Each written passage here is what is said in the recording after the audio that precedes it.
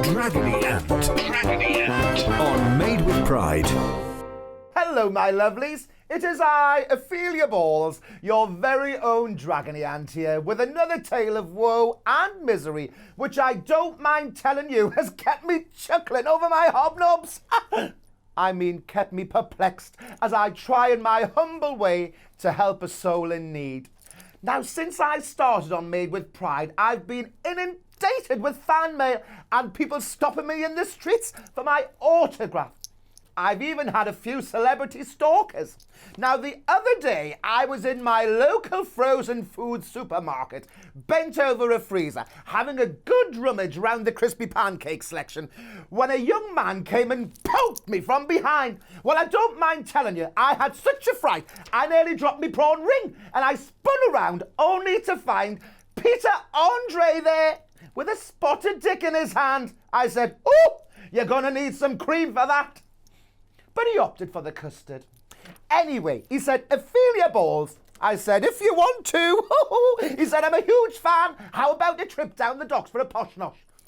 Well, I hadn't trimmed for a week and thought it would be more like a bush tucker trial. But I said, "Okay, posh nosh, posh nosh." It wasn't exactly fine dining as we ended up at the Golden Chippy down on the seafront.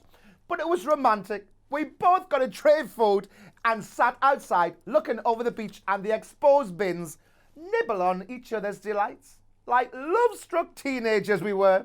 He forked my faggot and I nibbled on his battered sausage. Oh, happy days.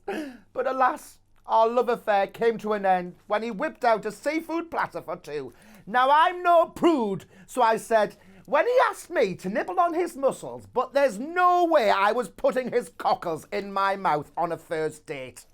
Oh, speaking of first dates, it's time for our first problem. Dear Ophelia, I've been chatting to a guy on Grindr for the last 2 weeks. His name is Fitz Sporty Chap 44, and I'm Princess Tallulah Bottom. He messaged me first saying how much he liked my Cheryl Cole duvet set, and I complimented him on his fish tanks. Anyway, we've chatted every day and exchanged pictures. Oh, not the face ones, but you know what I mean. He's now suggested that we meet in a car park behind my local Tesco's at midnight so we can get to know each other. What should I do? Yours, Lady Gaga fan in Plymouth. Are you mad? First of all, you don't even know what this guy looks like, and you really don't know what his intentions are.